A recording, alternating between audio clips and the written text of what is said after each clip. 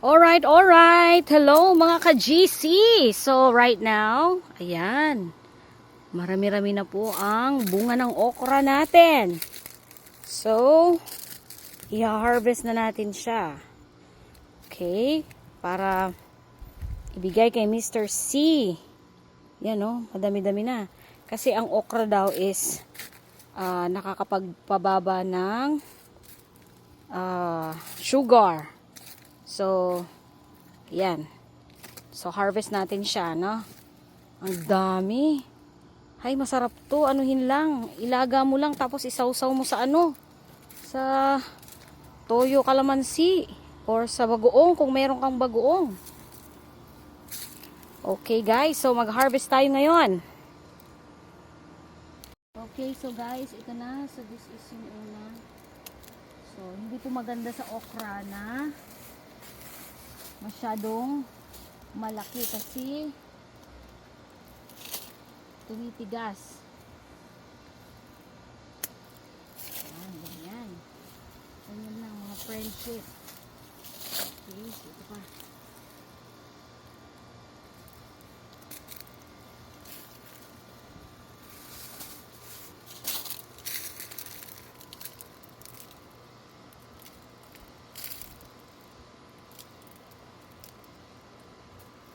Ang sarap mag-ani ng ano.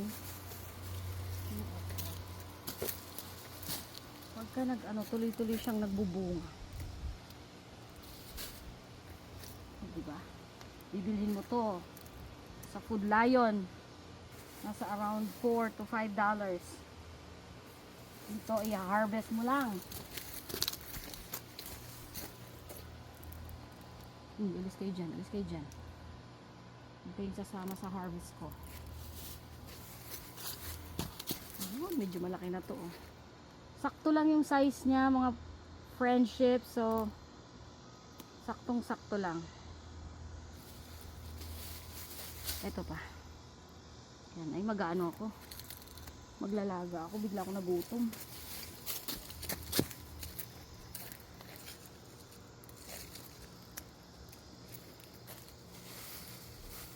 Okay.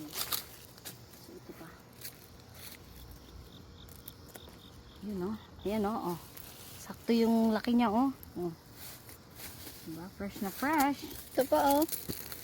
Ayan pa. Ito pa. Nagtatago ka dyan ha. Pag po kasi lumaki na yung okra, matigas, makunat. So, kailangan harvest mo na siya. Yung saktong-saktong laki lang. Huwag naman yung masyadong bata. Lamisi. Ang nakuha mo. Okay. Wow. Yan. So, ito medyo malaki na ng konti, pero sakto pa rin. Saktong-sakto pa rin. Sa kabila naman. Yan, no? O, diba? O. Sarap, o. Pag may itanim ka talaga. So, ito na po yung mga na-harvest nating okra. Okay, enjoy, Mr. C. Fresh na fresh yan from the garden. Ano mo?